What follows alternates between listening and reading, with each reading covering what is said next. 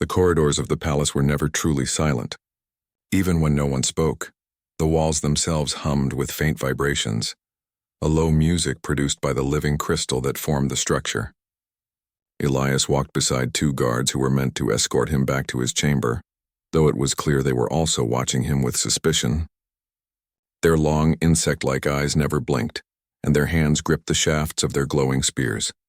He kept his back straight as they walked, though every step felt heavier. Whispers had already reached the halls.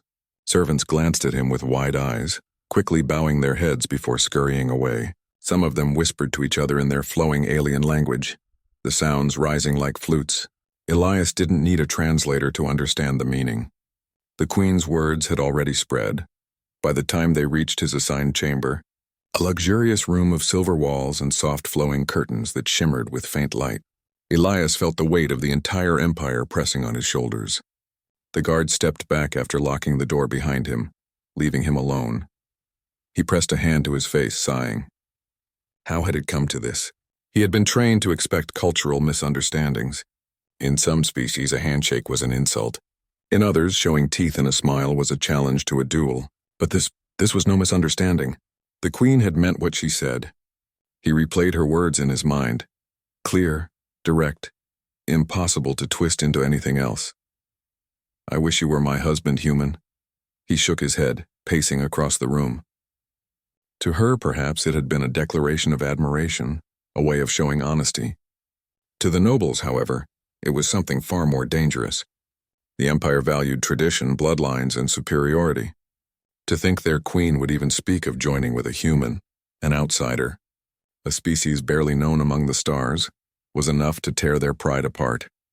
And yet, behind the fear of politics, Elias felt something else, a memory of her eyes as she said the words. She had not looked like a ruler commanding a subject. She had looked human, vulnerable even. He tried to bury the thought. Duty first, feelings later. That was how he had always survived. The next morning he was summoned again, not to the queen but to the council chamber.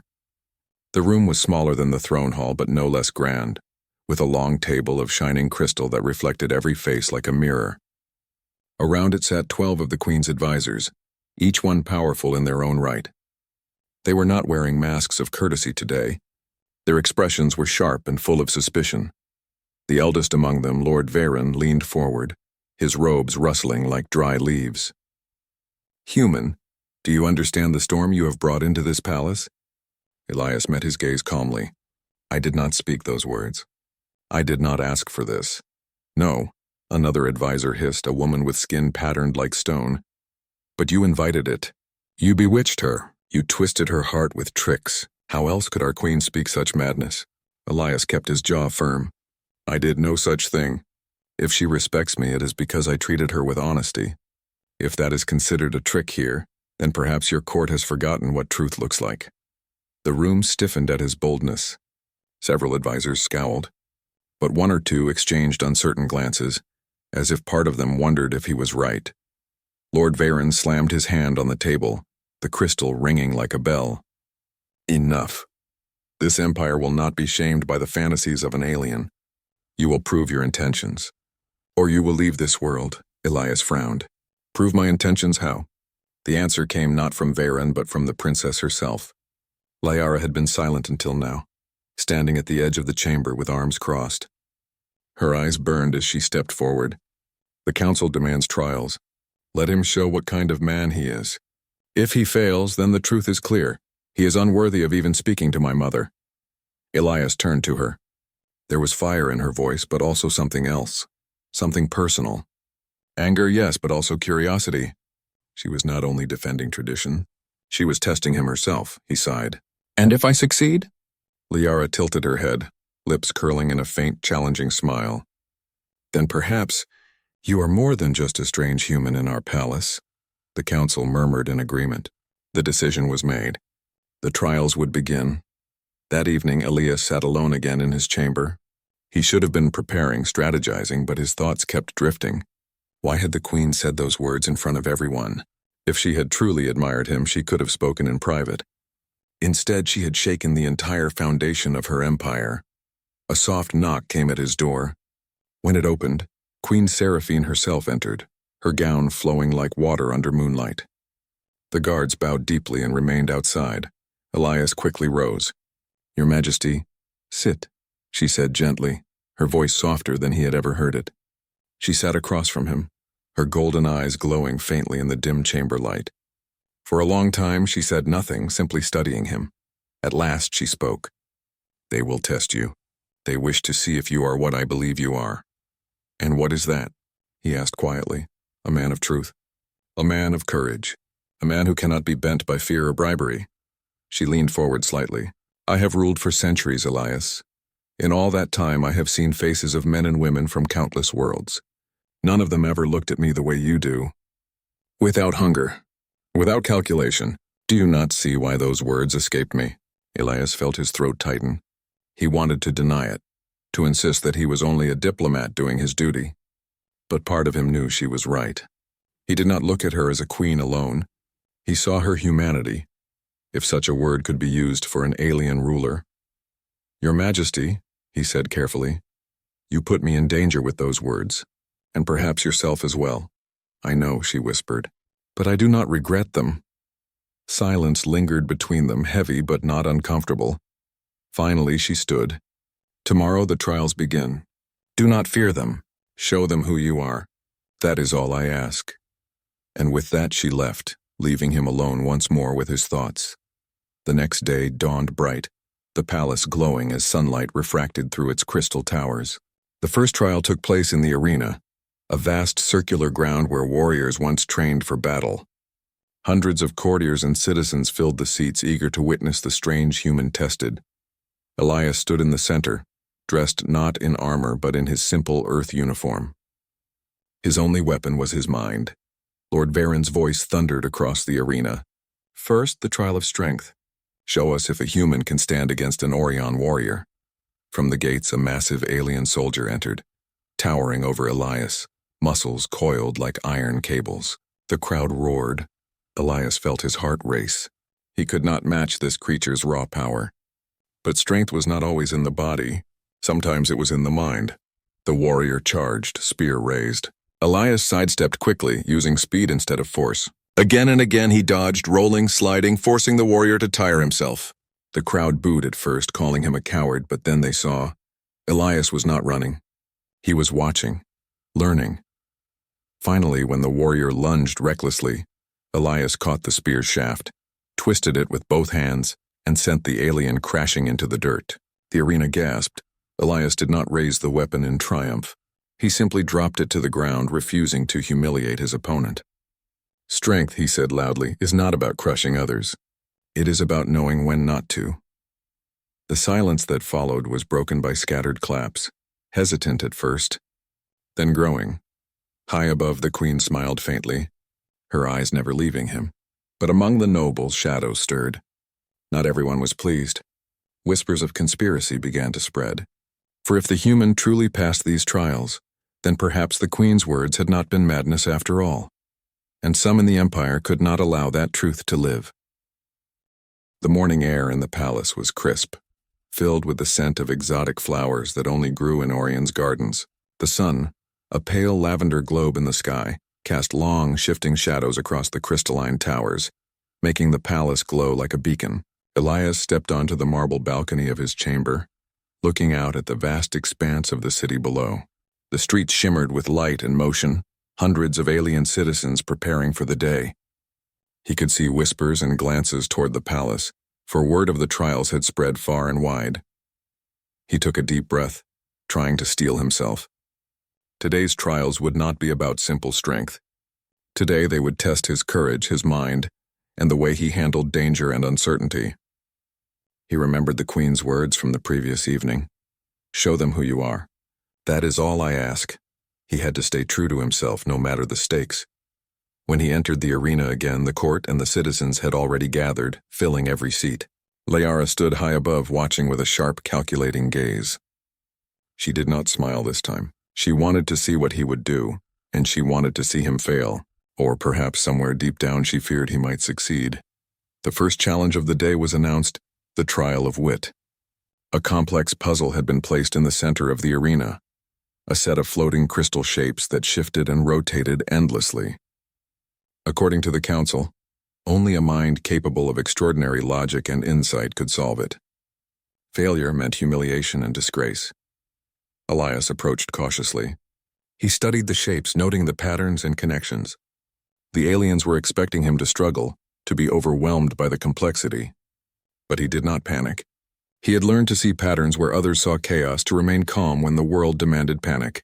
Minutes passed. The crowd watched in silence. Whispers rose among the nobles. Can a human understand the crystal logic? He is only pretending. This will be his undoing. Elias ignored them.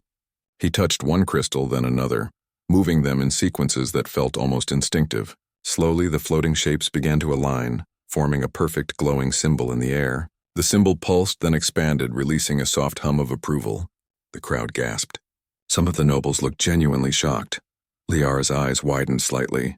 She had not expected him to solve it so quickly. And yet a hint of admiration flickered there, quickly replaced by her usual fire. The next trial was the trial of courage. Elias was led to a massive platform above a pit that seemed endless, filled with glowing, shifting energy. According to the council, he would have to cross it while facing illusions of his deepest fears. He stepped forward, heart pounding. The illusions appeared immediately. Visions of failure, of Earth destroyed, of allies betrayed, of enemies overwhelming him. Some illusions whispered in alien voices, questioning his worth, telling him to turn back. Elias clenched his fists. He remembered his training on Earth, where fear could paralyze or it could sharpen focus. He stepped forward again. Step by step, he ignored the illusions, refusing to acknowledge their power. He focused only on the path ahead. Slowly, the illusions weakened, fading into mist as he continued. When he reached the other side, the platform glowed with acceptance. The audience erupted in whispers and murmurs. Some applauded. Others simply stared, unable to comprehend how a human could endure such trials. Liara remained silent. She watched him closely, noticing the way he handled fear without arrogance or anger. There was something in his resolve that made her heart beat faster. Though she refused to admit it, by mid-afternoon, the trials had moved to the arena of judgment, where Elias would face the trial of selflessness. The council had arranged for an elaborate scenario. Several alien children were trapped in a simulated disaster. Elias had to navigate through dangers to rescue them, while avoiding harming any bystanders. Elias's instincts took over. He calculated paths, predicted dangers, and moved with precision. Time and again, he made choices that saved both the children and the observers, proving that his mind was as keen as his courage. The crowd began to murmur in genuine admiration. Even the nobles who had doubted him were forced to acknowledge his skill and character. Some could not hide their grudging respect. At the end of the day, Elias was exhausted but unbroken. He returned to his chamber where the queen awaited him. She had not entered his trials but had watched from above, unseen by the crowd. Her golden eyes glimmered with pride. "You did well," she said softly. "Better than I imagined." Elias bowed his head. "Thank you, Your Majesty. I only did what I thought was right." "That is why I admire you," she said. "Not for your skill nor for your courage, but because you remain true to yourself, even in the face of fear and judgment." He looked at her, uncertain. "Your words, the ones you spoke in the hall, I do not know what to think." She smiled faintly, the first real smile he had seen from her that day. "Do not overthink them, Elias. They were spoken in honesty. That is all you need to know for now." Meanwhile, Princess Liara stood in the shadows outside, listening.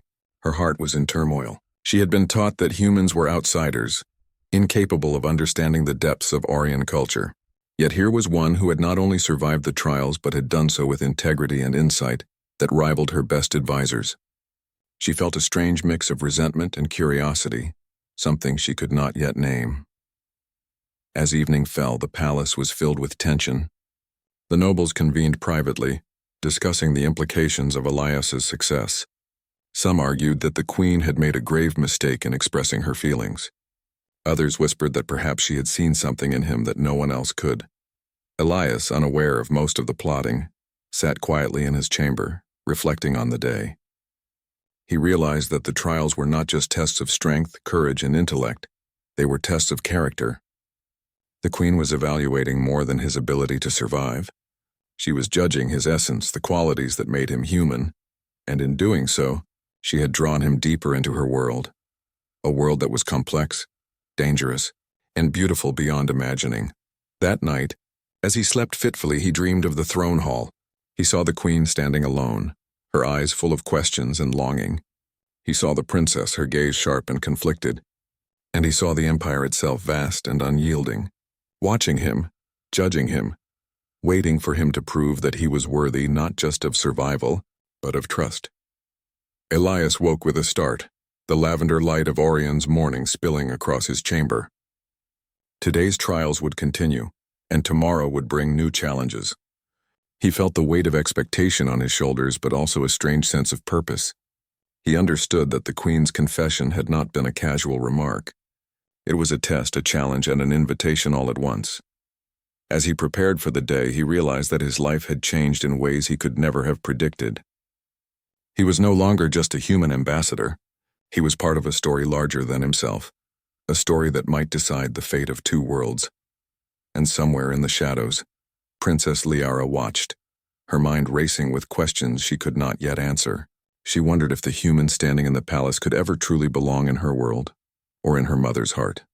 The empire held its breath, and Elias, without fully realizing it, had already begun to leave his mark. The Palace of Orion rarely slept. Even at midnight, soft glows of bioluminescent light traced the corridors, shifting gently as if the walls themselves were alive. In the quiet, every whisper echoed like thunder. Every shadow seemed to move with purpose. And in that quiet, secrets stirred. Elias had been granted a brief rest, though sleep came fitfully. His mind replayed the trials, the queen's words, and the subtle glance from Princess Liara that he could not forget. He had survived the tests, proven his courage and intellect, and yet he felt a shadow of unease. The empire was vast, and not all who served the queen shared her judgment. Some saw him as a threat, a human who dared to win the queen's favor. High above, in a council chamber hidden from ordinary view, a faction of nobles gathered. Their voices were low, sharp, and full of tension. "This human has survived every trial," one hissed, his skin patterned like dark stone. "If the queen truly favors him, our traditions are at risk. We cannot allow this." Another, older and with eyes like polished amber, nodded. "The people will follow the queen blindly if he is given her favor. We must act before it is too late."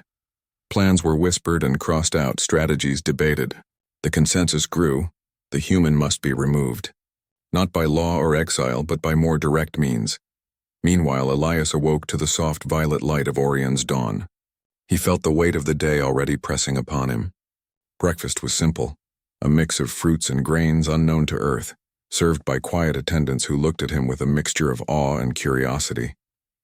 He ate slowly, aware that this calm would not last. Queen Seraphine appeared without announcement, her silver hair catching the light, her golden eyes steady. She did not sit. She merely stood beside him, observing. "They are plotting," she said quietly, her voice barely above a whisper. "Some of the council cannot accept your presence. You must be vigilant." Elias nodded. "I suspected as much. I have no intention of giving them reason to act." Her lips curved faintly as if relieved by his words. "Your courage is what drew me to speak freely," she said. "Do not let them shake your resolve." The day progressed with unease. Guards were tighter, and every corridor seemed to hold 1,000 eyes. By mid-afternoon, Elias was summoned to the arena once more. This time the trial was different. Not a test of skill or wit, but a demonstration of loyalty and judgment under pressure. He entered to find a chaotic scene already prepared. A small platform had been set at the center of the arena, with illusions of danger and confusion surrounding it. But these were not simple tests. Hidden among the illusions were subtle threats, traps designed to harm should he misstep. As Elias moved forward, he realized the truth. Some of the council had not relented. They had inserted real danger into the trial. He was being watched not just by the queen and her people, but by those who hoped to see him fail, perhaps permanently. The illusions took the form of shifting walls, narrow paths over glowing pits, and strange creatures that lunged toward him with teeth and claws. He ignored the illusions at first, focusing on the safe path. But soon, subtle movements told him there were dangers hidden within the trial that were very real. A mechanism triggered a small flame trap beneath one step. Elias jumped back just in time. Another panel shifted, releasing razor-sharp shards of crystal, but he rolled and dodged. All the while, the spectators watched in tense silence. The nobles whispered among themselves, some smirking, others anxious. The queen observed from high above, her expression tense, but she did not intervene. Step by step, Elias moved with careful precision, using his instincts and intelligence to navigate both the illusions and the hidden traps. His body was fatigued, but his mind remained sharp. Every movement was measured, every choice deliberate. Finally, he reached the central platform. A sudden movement caught him off guard. A shadow darted toward him. Before he could react, a hidden assassin revealed himself, a small blade glinting in the violet light. Elias barely had time to block the strike with his arm, rolling to the side to avoid a fatal blow. The crowd gasped, some shouting in alarm, but Elias acted quickly. He disarmed the assassin with a swift, precise movement, using the human ability to improvise in moments of danger. He did not strike the man down, but held him firmly, neutralizing the threat without cruelty. From her vantage point, the queen's eyes shone with both relief and pride. She had suspected the council's treachery, yet she had let the trial proceed, trusting Elias to survive. And he had. The platform glowed, signaling the trial's completion. The audience erupted into murmurs and applause. Some nobles looked horrified at the human success, others grudgingly impressed. The faction that had plotted against him could only glare, their faces tight with anger and disbelief. Elias lowered the subdued assassin, keeping his voice calm. "You sought to harm me for fear of change, but the empire is stronger when courage and truth are not punished." The words echoed across the arena. Even those who hated him could not ignore the strength in them. Later that evening, the queen summoned him privately. She entered the quiet chamber, her presence filling the space with a sense of calm and authority.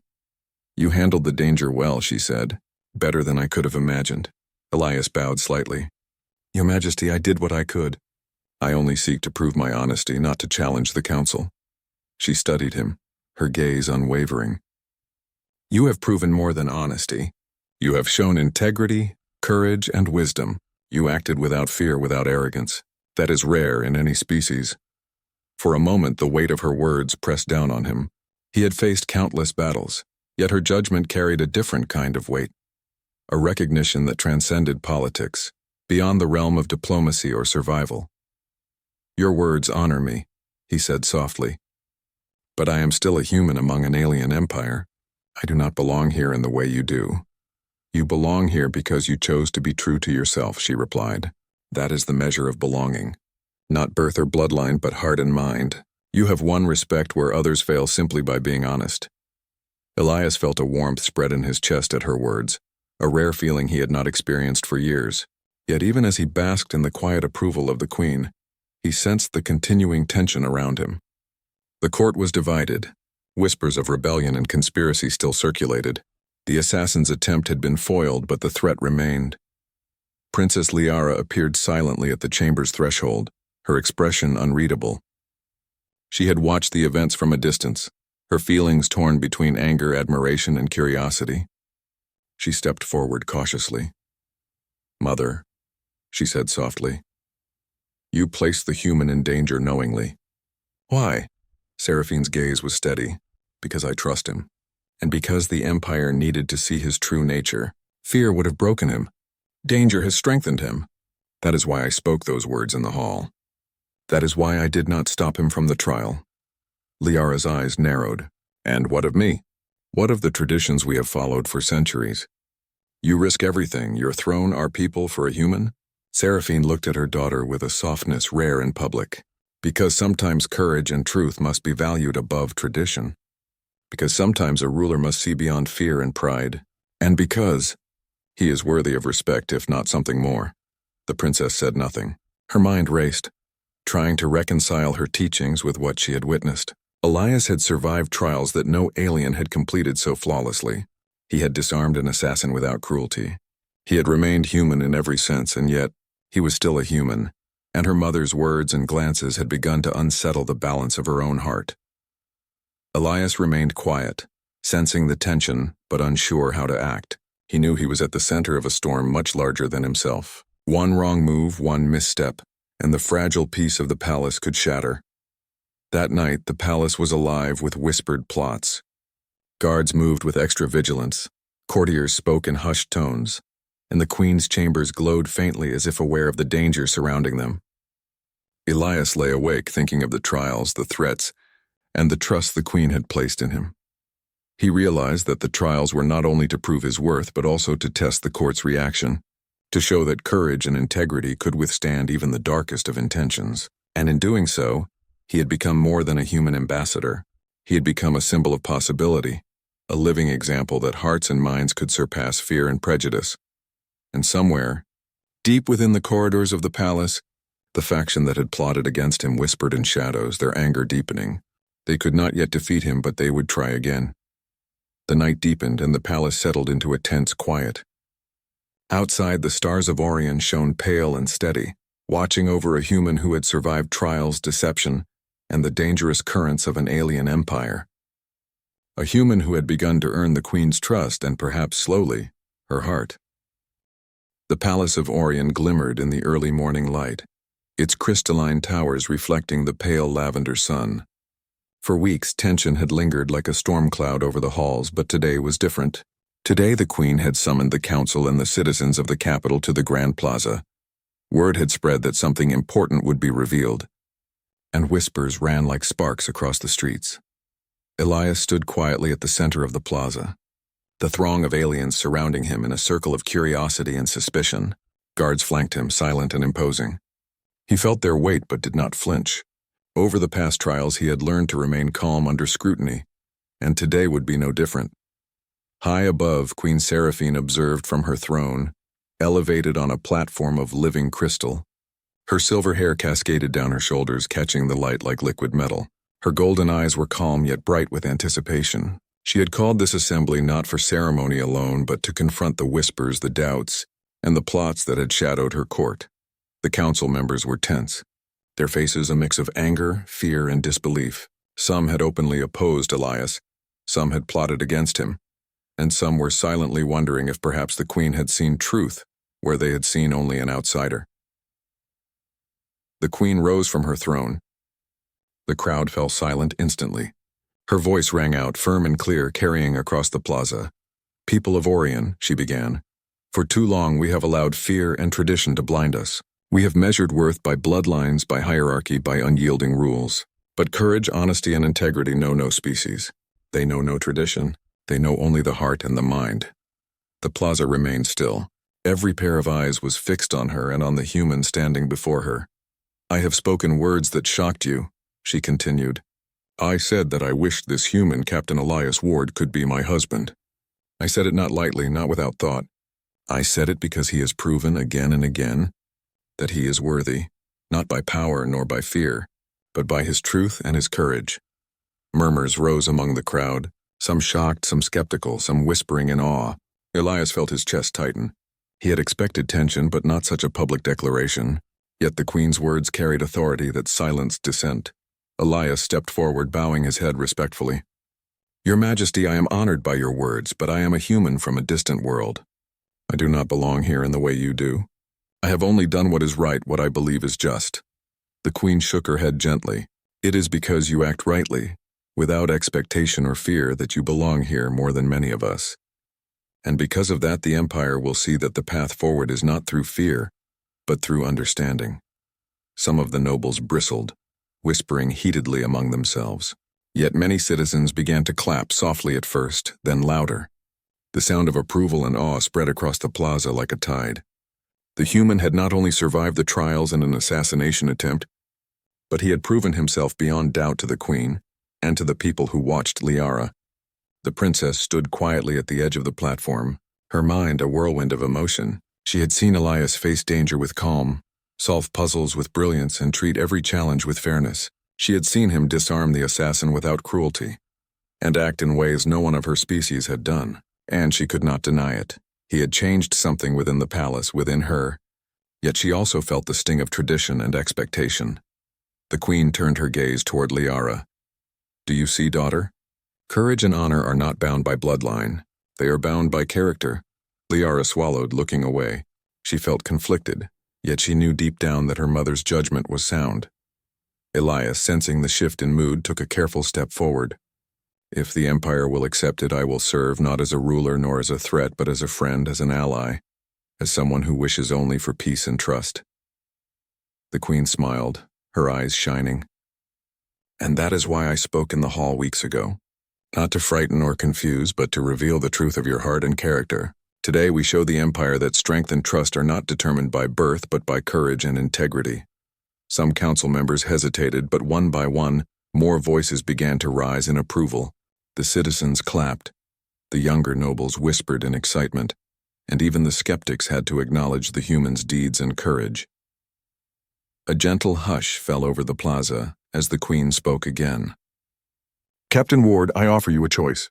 Not to command, not to rule, but to walk beside me as a partner in guiding this empire into a new era. If you accept, it will be not as a foreigner seeking power, but as someone whose heart has earned its place here. Elias looked toward the crowd. He saw the citizens, their faces a mix of hope and curiosity. He saw the council, some reluctant, some moved. And he saw the Queen, radiant and unwavering, her gaze steady and sincere. He bowed his head. Your Majesty, I accept. I do not claim a throne, but I will serve with all my heart, with honesty, courage, and loyalty. The plaza erupted into cheers. The citizens lifted their voices, and even the skeptical nobles could not suppress their astonishment. For the first time, a human had gained the public acknowledgement and trust of an alien empire. The Queen stepped down from her throne platform, walking gracefully toward Elias. She extended her hand, not as a command, but as an invitation. Elias took it carefully. The energy in that touch was more than physical. It was a bond of respect, trust, and mutual understanding. Princess Liara stepped forward, her expression softening. She studied Elias with newfound respect. You truly are different, she murmured, almost to herself. Perhaps you are worthy of her trust. Elias nodded respectfully to her. Thank you, Princess. I mean no disrespect to you or your people. The Queen placed her free hand gently on Liara's shoulder. He does not wish to replace anyone. He wishes only to strengthen what we have, to guide us forward together. The plaza fell quiet for a moment, letting the weight of her words sink in, and then the applause and cheering rose again, louder than before. The Empire had witnessed not only the courage of a human, but the wisdom of a queen who saw beyond fear and tradition. In the days that followed, the palace settled into a new rhythm. Elias worked closely with the Queen, studying Orion's history, laws, and culture. He advised on diplomacy, strategy, and peacekeeping. His ideas, simple yet insightful, began to influence decisions, showing the Empire that human ingenuity and perspective could complement centuries of Orion wisdom. The nobles who had once opposed him were forced to acknowledge his contributions. Some grudgingly accepted it, others secretly admired it, and a few continued to whisper in shadows, though their plots had been discovered and foiled. Princess Liara remained a complex presence. She challenged Elias often, testing his patience, his judgment, and his understanding of Orion culture. Yet she also began to see him not as an outsider, but as a person of integrity, someone whose courage and fairness transcended the boundaries of species. One evening, the Queen called Elias to the private gardens of the palace. Bioluminescent plants glowed softly around them, filling the air with delicate scents. She looked at him with a quiet intensity. You have changed more than you realize, she said. Not just the court, not just the council, but me. You have reminded me that truth and courage are stronger than fear and tradition. And for that, I am grateful. Elias bowed his head respectfully. Your Majesty, I only did what I felt was right. It was your trust that gave me the chance to do so. Seraphine reached out, placing her hand lightly on his arm, and in that trust a bond was formed, not of blood nor of law, but of respect and understanding. That bond is stronger than any decree or tradition. Elias looked into her eyes, feeling the weight and sincerity of her words. He had faced battles, trials, and danger beyond imagining, but this connection, this acceptance was something he had never expected, yet something he would treasure above all. The Empire had changed. The Queen had spoken truth, the court had witnessed courage, and a human had proven that integrity, bravery, and honesty could bridge worlds. Orion was no longer bound solely by tradition. It had opened its heart to possibility, and Elias, standing beside the queen, understood that he was no longer just a visitor. He was part of the empire, part of its story, and part of a future built on trust, courage, and hope. The palace lights shimmered in the night as the citizens below cheered. The stars of Orion twinkled faintly in the sky, watching over a human who had become more than a stranger, who had earned respect, trust, and a place beside a queen who had dared to follow her heart. Together, Elias and Queen Seraphine would lead the empire into a new era, and the story of that human who had once been an outsider would be remembered across the stars as the one who showed that courage, honesty, and integrity truly know no boundaries. The palace of the Zerathian Empire rose like a fortress of crystal and steel, stretching high above the capital city. Its walls shimmered in the faint light of two suns, casting reflections across the wide courtyards. Inside, silence carried a weight of authority. Servants moved quietly, soldiers patrolled in formation, and nobles whispered in the halls, careful that their words did not echo to the ears of the queen. The queen was known across the galaxy as unyielding, fierce, and feared. Her reign was marked by victories in war and absolute control at home. Few dared speak her name without respect, but that morning something unusual disturbed the order of her palace. Something that had not happened in generations. The princess was missing. It began as a small alarm. Her attendants went to her chamber as usual to wake her and prepare her for the day's lessons. They found the bed empty, the sheets cold, and no trace of her presence. At first they believed she had risen early, perhaps walking in the palace gardens. But when they searched, she was nowhere to be found. Minutes turned into hours, and worry spread quickly. No one wanted to bring such news to the queen. Finally, the head attendant knelt in the throne room, trembling as she spoke. "Your Majesty, the princess cannot be found." The queen's eyes narrowed. Her long cloak of dark silk swept the floor as she rose. Around her, ministers and generals froze. The air thickened with tension. The queen's voice was sharp as she demanded, "What do you mean she cannot be found? The palace is sealed. Guards watch every gate. Explain." The attendant stammered and bowed lower, her forehead nearly touching the floor. "We searched her chambers, the gardens, the training halls. There is no sign of her." The queen lifted her hand and silence fell. Soldiers bowed and awaited her command. "Search every corner. Tear apart the palace if you must. No one leaves until she is found." Within moments, the quiet palace became a storm of activity. Footsteps thundered down corridors. Armored guards spread in squads, and scanning drones flew overhead. Every room was opened, every hall examined. Servants were questioned. Ministers watched nervously, and suspicion grew. Among the guards was one who stood out, not by appearance, for he looked plain compared to the tall, scaled Zerathian soldiers, but because he was human. His name was Marcus, assigned months earlier as a diplomatic gesture from Earth. The Zerathians accepted him reluctantly. Most considered humans too fragile for real duty, yet the queen had allowed him to remain as part of the honor guard. Marcus was tall for a human, though not compared to the Zerathians. His hair was dark, his eyes steady, and his armor, though simpler, bore the crest of the queen's household. He carried no advanced weapon like the others, only a human-forged rifle and a blade he kept sharp himself. Many of the soldiers ignored him. Some mocked him quietly, yet he did not complain. He stood his watch, followed orders, and listened more than he spoke.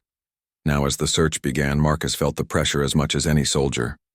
He knew what failure meant in this palace. The queen had no patience for weakness.